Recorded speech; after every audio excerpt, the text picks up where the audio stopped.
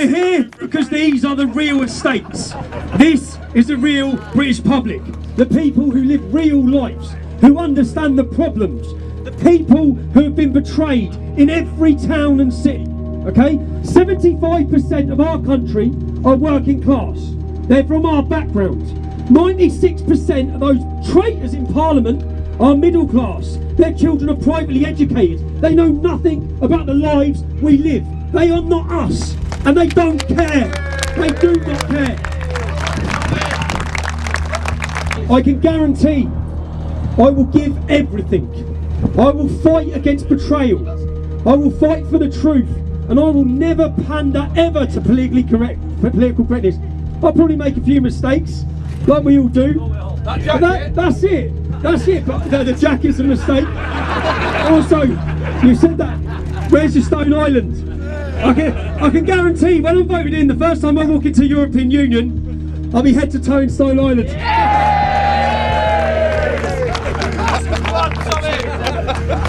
I've been censored from everywhere. Everyone's getting censored. It's not just me. We're all being censored. Free speech is under attack. Why have I been removed from all social media? I actually take it as a positive because they fear. They don't fear me. They fear the support that grew. And it isn't necessarily about me. What happened when I went to jail, what's happened over the years, I'm speaking. I realised when I started the English Defence League, I thought I'd witnessed all these problems. I'd seen such injustice growing up. I'd seen the two-tier system. I'd seen the two-tier funding system, where other communities are given everything. Support groups, everything is there for them. You can guarantee, if a member of the Muslim community has a problem on a Friday, it'll be sorted by the Monday. Our communities, we're left with them. There's no help, there's no support. They get everything. Now, I'd seen that growing up in Luton. I'd seen so many wrongs. I'd seen the rape gangs. I'd seen the attacks. I'd seen religious attacks. I'd seen the hatred. And when I started the EDL, I thought it was Luton. I thought this was our problem.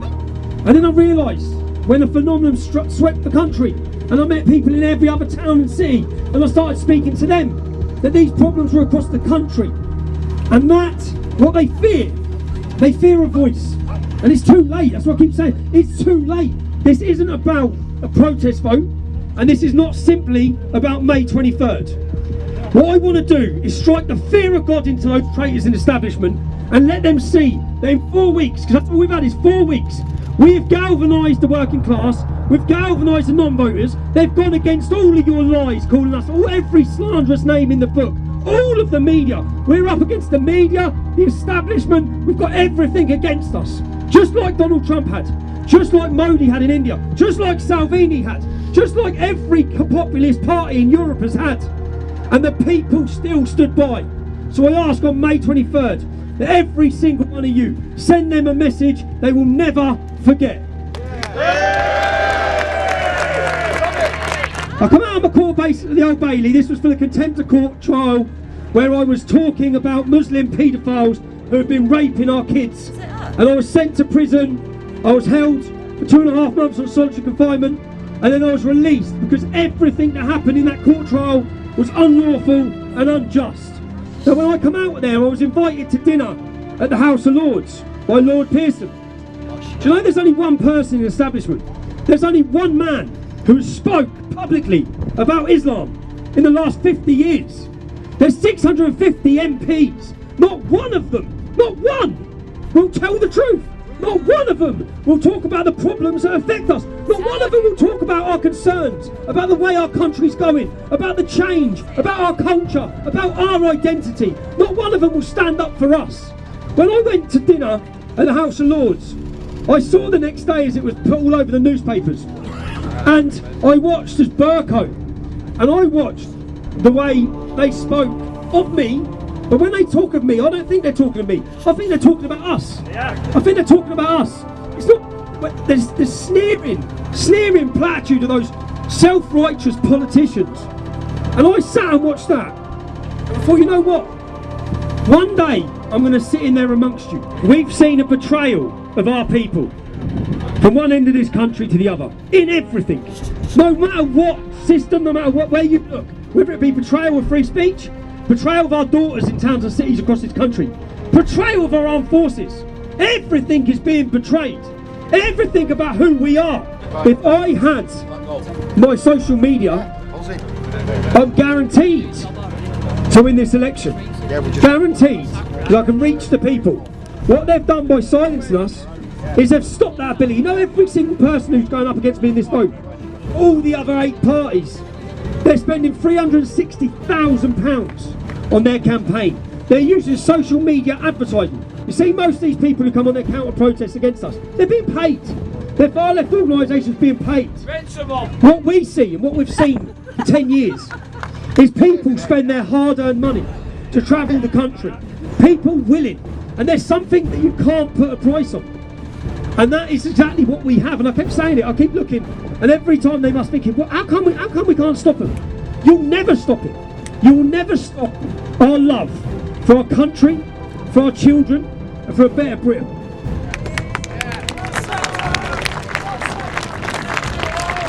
What can you do for Britain? I have said, if I get in, I will donate 100% of the money to the victims of sexual exploitation. All victims, yeah?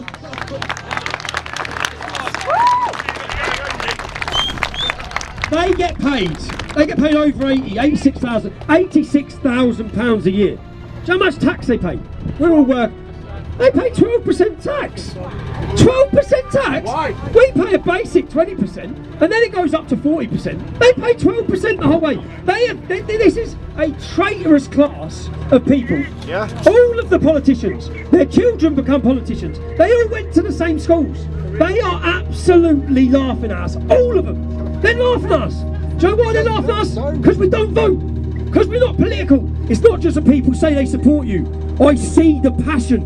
I hear people saying, come on! As they drive down their cars, beeping, come on! That is the thing. People are feeling it. We've got to wake up. We have to wake up. People are feeling it. This country is ready. Understand our power. Yeah? We just need to use it. We've got it. We're the majority. Trust me, as I said, we are the mainstream. They all keep doing this fringe thing. I can tell you, guarantee you, everywhere I go I see it. Everywhere I go. The majority of people are feeling it. It's just about using it. So thank you for taking the time out. It's been beautiful weather.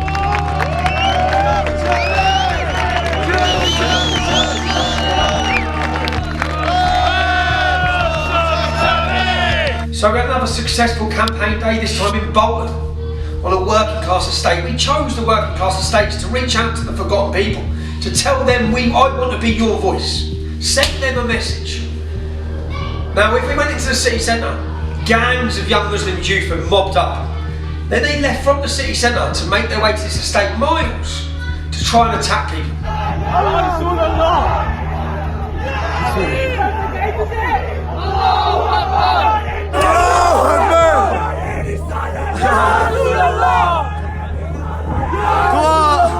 Luckily, the police were on hand and done their job. But we're going to be travelling to working class estates for the next 13 nights. Get on votetommy.co.uk and join us in those cities.